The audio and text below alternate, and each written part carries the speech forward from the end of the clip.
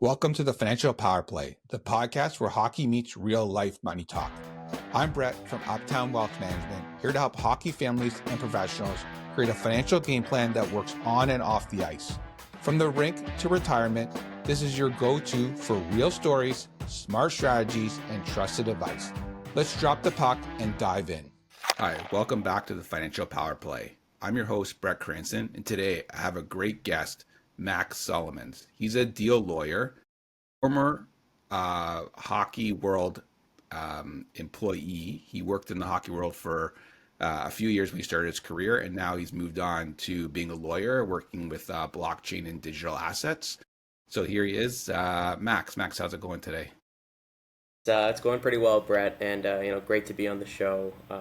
Really looking forward to having a great conversation with you. All right, so the way we get started is I kind of want to hear about your backstory and sort of talk about, started like the first period. So why don't you tell us how you got started in like the hockey world in the first place? For sure. Grew up massive hockey fan, massive Leafs fan. Obviously, when I was younger, this was the 2000s, 2010 Leafs, 2010s Leafs. So not a lot of success there. Maybe not so much nowadays either, but a different type of success. But grew up a big hockey fan, and always was fascinated by the service side of the industry, like the stuff that happens behind the scenes. I actually got started in sports working for a company called nextsportstar.com as a radio host.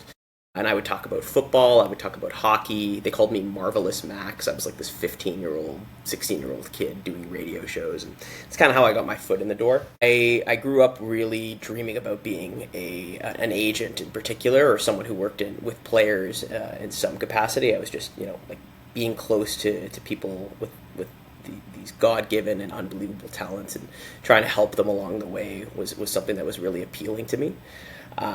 And so, continued with Next Sports Star for a little while on the radio side, but really wanted to get my foot in the door in the agency world. And I got a lot of good advice from people along the way about how important it was to come at it from, a lot of different angles, and scouting in particular, because, I was a hockey fan, but I didn't actually know how to read and understand the game in the way that, a scout does. And, how that interrelates with being an agent, I think, is pretty obvious. So I developed some relationships with agents along the way that would take me to rinks, and I would watch 15, 16-year-olds, 14-year-olds sometimes play hockey, like people who were just about to go into the next stage of their professional careers, like just before junior.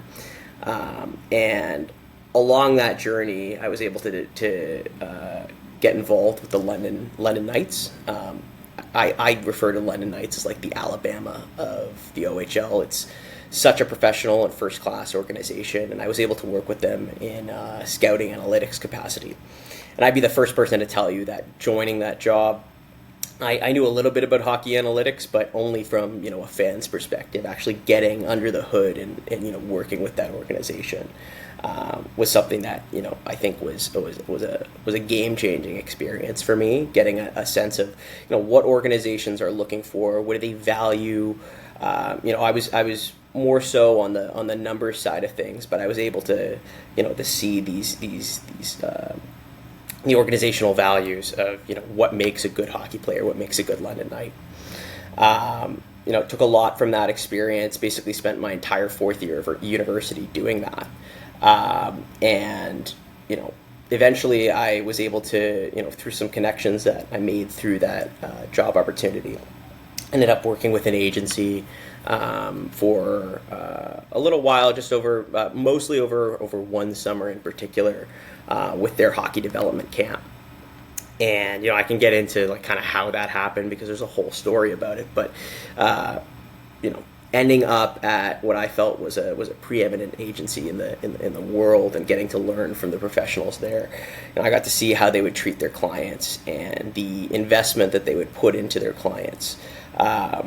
like I grew up with as someone who had a lawyer. Like my late dad was a lawyer, and a hero of mine, and he would always talk to me about service standard and how important it was to look after people, and the ownership that he took in other people's lives. And I could see that when I was at the agency too. And so, like getting a sense of what kind of goes on behind the scenes. Like we're dealing with the most exciting sport in the world, in my opinion. But if you just pay attention to what's going on the ice, it's really surface level. It's really like the stuff that goes in behind the scenes, the families, the friends, the advisors that you have along the way that are I think critical to the on ice product. And so to me, that experience, even though it was short, really was life changing. And getting a sense of what that world is like was something that I continue to carry with me in my career. Great. That's great that you worked through so many different hockey careers and ending up with the agency. It sounds like the agency is one of your favorite places to be, and you learned a lot there. From being in the industry for so long, I guess at your start of your career, something that someone outside of the industry doesn't really understand about what it's like working in the hockey world. That's a good question. I think that people don't have a full appreciation, and I kind of got into this a little bit in my previous answer. The amount of work that goes into the on ice product, I think people really don't realize. Like people don't, I think, have a great appreciation of what like a professional or even a semi-professional hockey player's schedule looks like. The amount of training that goes into their performance, their nutrition. They have families to take care of. They have friends to take care of. They have their personal lives, and they're performing at the highest level. So you have to, in order to, I think, and this doesn't necessarily apply to all players. I know there are some players that don't have agents and don't have, advisors to the same degree as other people in the sport. But I really do think that the role of this of the advisor and as an agent really is just support, right? Knowing all of these different facets that go into the on ice product that people don't necessarily see or appreciate. You become a go-to in I think so many facets of the player's life as an agent. And this I say this as someone who obviously had a brief exposure to the industry, but I definitely did see the care and attention that went into every single player, right? You have different plans for a player depending on what age and stage they are, where they are at in their careers. And I think another thing that was quite interesting to me about the agency world was how long term the role really is, or how long term the role is intended to be. A lot of times hockey players get involved with agencies when they're 13, 14 years old, and you might be with the same agent until, God willing, you make it to the NHL. You retire at, let's say, 38. It's 25 years, right? So your agent, I think, in that world, if they do stay with you the whole way, and even if they don't, whoever your agent is really becomes a trusted advisor in all facets of your life. And so I think to people that want to get into the agency world, you have to understand the amount of whatever the pressure is on the player, you are bearing some of that pressure as well. Not to the same degree. You're not the one that has to go out there and score goals or put up points, right? Or save pucks.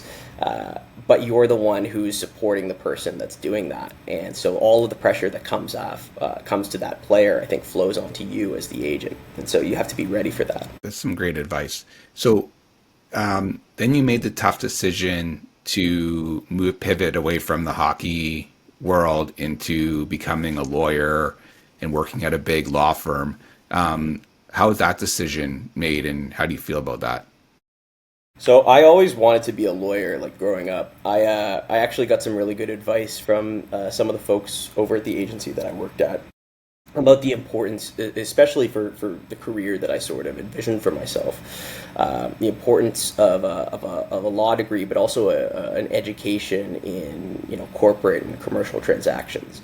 A lot of that work, an agent depending on what kind of agent you're talking about. Some agents, come at it from, a marketing or consulting background. Some of them, are lawyers themselves. Some of them leverage internal legal departments that they have at their specific agencies or outside counsel. But just the deal work that goes into being like a Bay Street lawyer based in Toronto, and really just like a lawyer at a big law firm anywhere. I think you get I've kind of proven this out.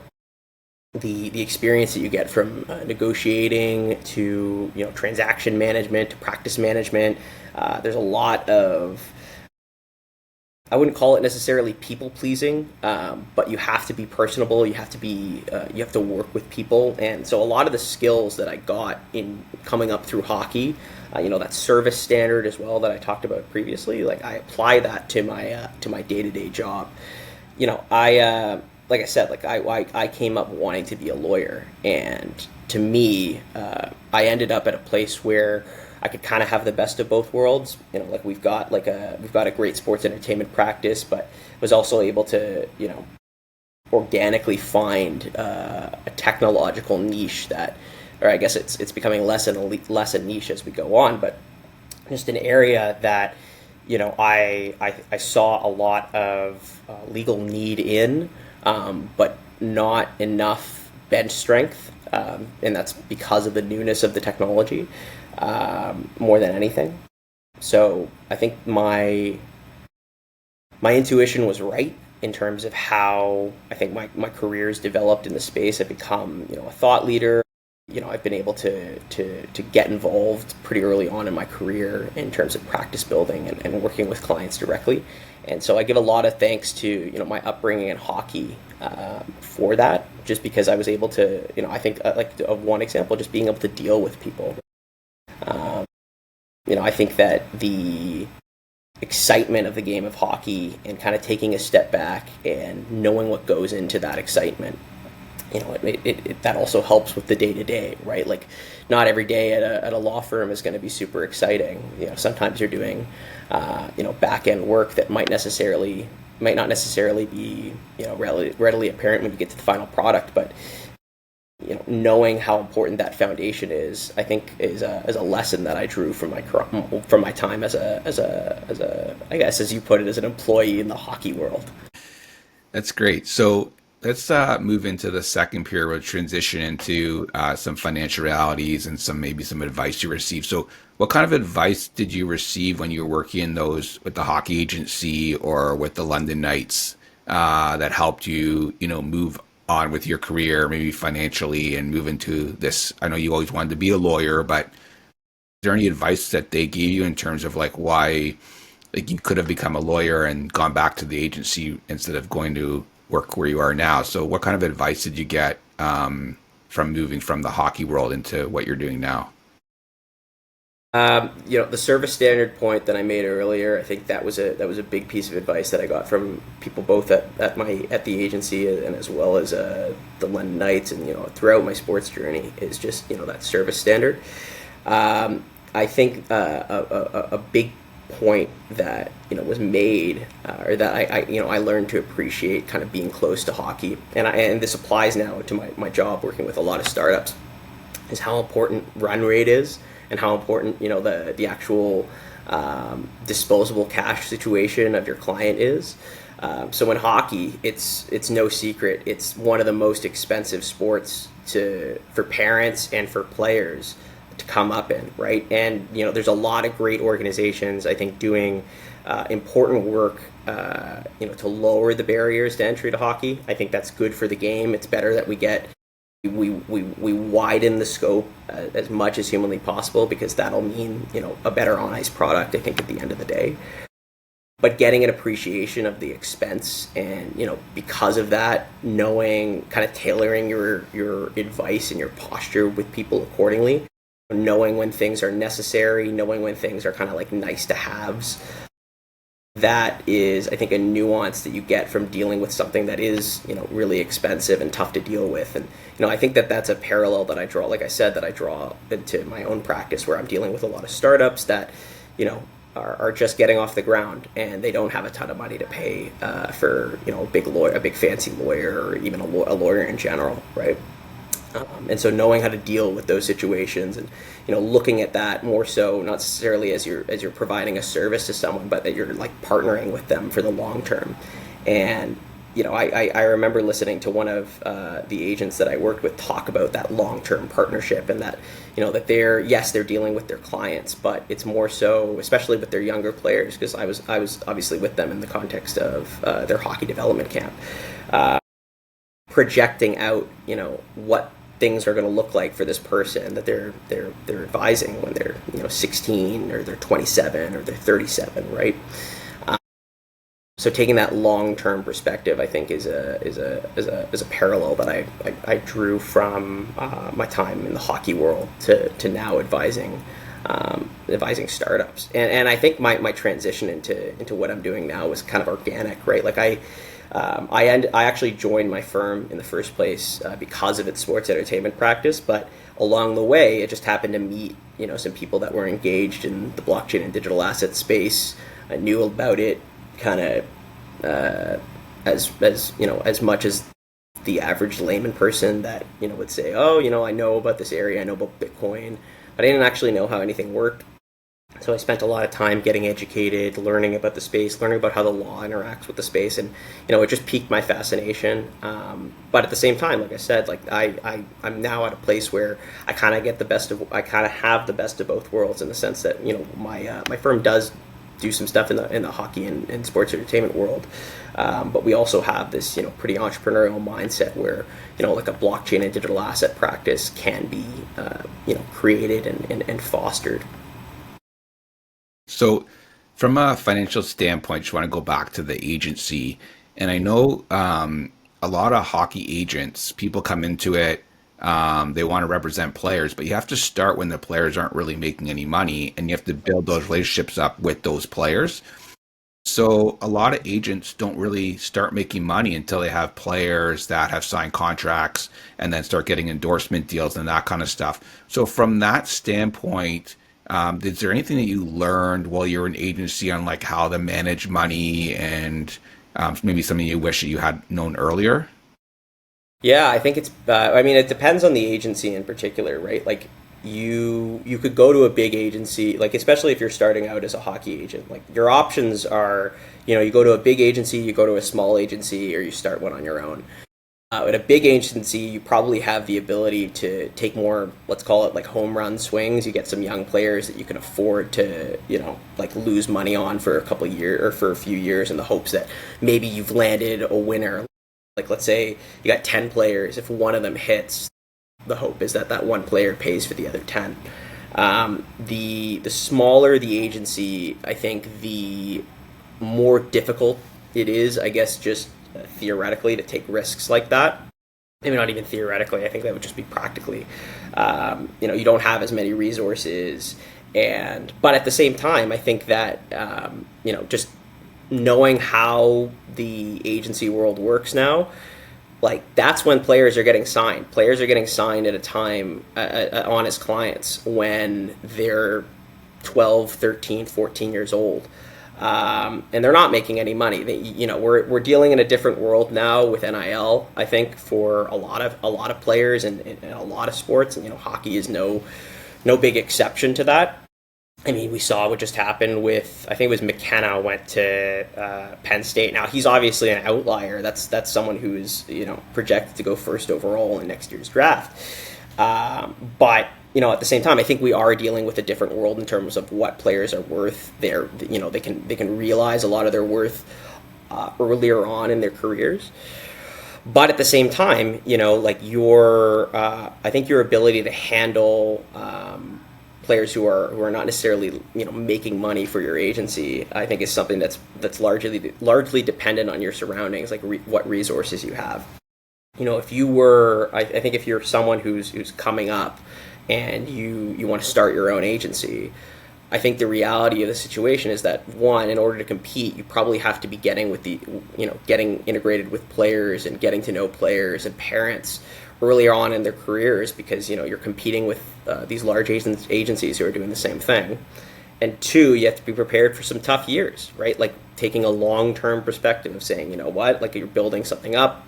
You might have to lose money for a little while. You might have to, make some different lifestyle choices in terms of what you are and aren't going to prioritize in order to build up your business. But that's the sacrifice that I think goes into working in this world, right? Like another thing that I learned of coming up in hockey is just like I didn't get these gigs through. I had a connection here and there that helped foster, an initial phone conversation or an initial email. But these guys are the busiest people in the world, like people who are working in hockey, and everybody, especially me as like a Canadian boy, like I know how badly a lot of people want to work in sports, want to work in hockey. So it takes, I think, a level of persistence and, just drive to try to make these opportunities happen, whether that's like cold calling people or emailing, or calling people out of the blue, or writing articles, or getting your name out there at conferences. I think there is a level of persistence that you have to work in the sport. But kind of tying back to what I was talking about previously, like I think persistence also applies if you're trying to get off the ground and you're trying to manage, potentially a business that's losing money. If you're starting an agency, having that long-term perspective and being persistent and bringing in clients, because ultimately, like especially when you're dealing with hockey players and you're at that age, who knows who's going to be a hit, right? Who knows who's going to actually make the NHL? Players haven't developed at that point fully. There's a lot of training that goes into player development. Of course, there's personal lives. There's the game changes. Players are getting bigger. Players are getting faster, more skilled. So there's a lot to balance, right? But I do think like the hallmark of whether you're starting at a big agency or you're trying to start something on your own is persistence. Some great advice. So let's move into the third period here. We're just getting to the end, and let's talk about some planning ahead. So now that you've sort of established yourself in your career, what are you working towards long term now? Are you looking to get back in the hockey world maybe at some point, or continue growing where you are now? So I just turned 29. Like I'm not blind to the fact that I've got a lot more experience to take on, whether that's in big law or what have you, right? I've certainly not closed the door on getting back into the hockey world. I maintain a lot of close relationships with the people that I've worked with along the way. I look at it more so. I think of my long term, like 5 years out. That's kind of because further out than that, there's just even 5 years. There's so much uncertainty. So at first instance, it's day by day, right? Like it's just continuing to build up the practice that I've developed at my firm. I've taken a primary role in putting together the group and the initiatives that we're engaged on, soliciting and bringing in clients, going to conferences, our thought leadership. Like a lot of that is coming from our team, and I'm taking a big role in that side of things. But I think a lot of the skills that I'm grabbing along the way, are serviceable not only in the context of being a lawyer at a big firm, but potentially or kind of like as a parallel to working with a hockey team or working at an agency, right? Like a lot of the work is in team building and in trying to act with some ingenuity and creativity that I think you as a lawyer, especially like I think in the capacity that I'm working in, where yes, there is the billable hours and the day-to-day of doing deals, but the soft skills that I think you get out of working as a lawyer and the people skills as well, I think are translatable back into the sports entertainment world. And like I said, the opportunity that I have in my current firm to also be exposed to the sports and entertainment side of things has certainly been something that I've enjoyed. But from a long-term planning perspective, I just think it's hard to project out longer than the 5 years that I said. So, like the way that I see things, we've grown the group pretty significantly over the past couple of years. I do a lot of work with not only blockchain digital asset companies but startups. I've done, like I said, I've done a lot. I've done some work in the sports entertainment world and in the hockey world that I'm pretty proud of, and it's just something that I have the opportunity to continue doing in the place that I'm at. Having said that, like I said, 29 years old, so I have hopefully a long career ahead of me to potentially transition back if the time and opportunity is right.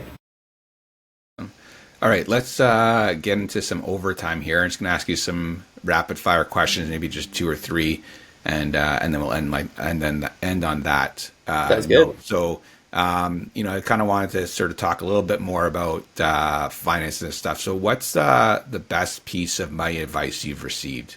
Knowing where your feet are is, I think, a really big one.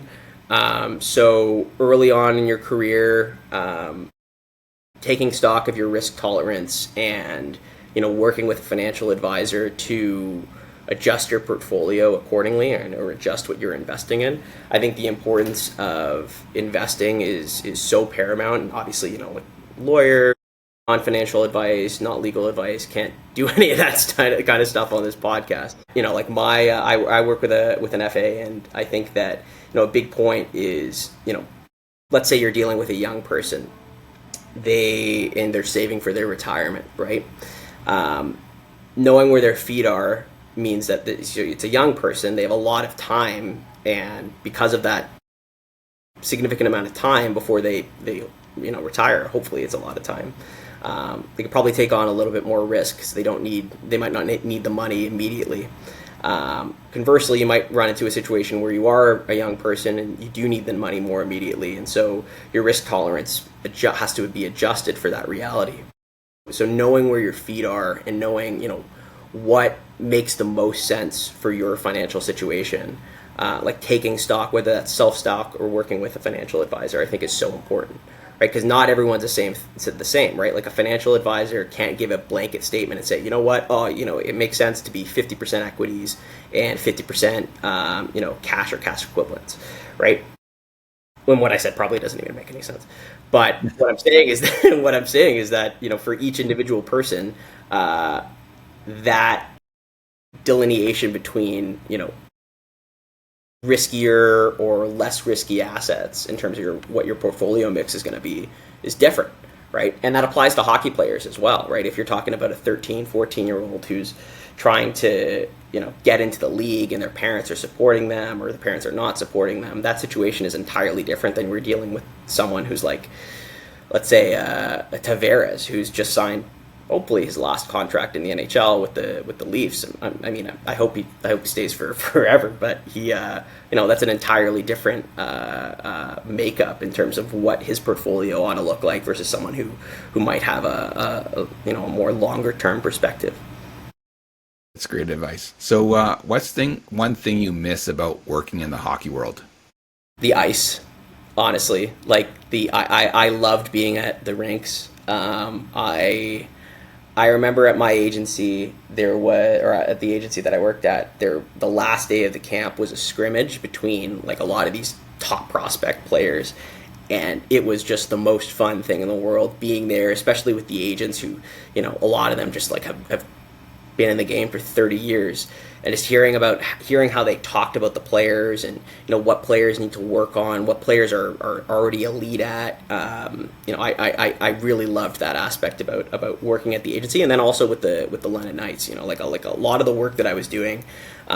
So I was primarily scouting. It was in Ottawa. I don't remember if it was all of Ottawa or just a subset of Ottawa, but a lot of the work was over video. So I'd be watching game tape. I think it was hockey.tv, if I remember correctly, the site. But I would actually get to go out to some games here and there, and those are experiences I cherish. Just being at the rink and watching this game that I love. I think that was a big point. And yeah, it's certainly an industry I got great fondness for, and I'm still a diehard hockey fan. That's really good. Thanks for. I'm going to wrap up now, and Max, thanks for the time you took to come on my podcast with me. Your story is really amazing, the journey you've taken from being in hockey and then now working as a lawyer. And I think a lot of people out there will resonate with you, because I find that like starting working in sports, like I did also started with sports. Like sometimes it's a hard path to break into and hard to grow within that world. And so it's great to hear from someone that's really did well in that aspect and then moved on to some other great things, and maybe looks at coming back at some point in your career. And if it does, that'd be awesome. So thanks for coming on, and we'll talk soon. Sounds good. Thanks for tuning in to the Financial Power Play. If this episode sparked something for you, be sure to subscribe, share it with your hockey crew, and leave a review. Want to talk about building your own financial playbook?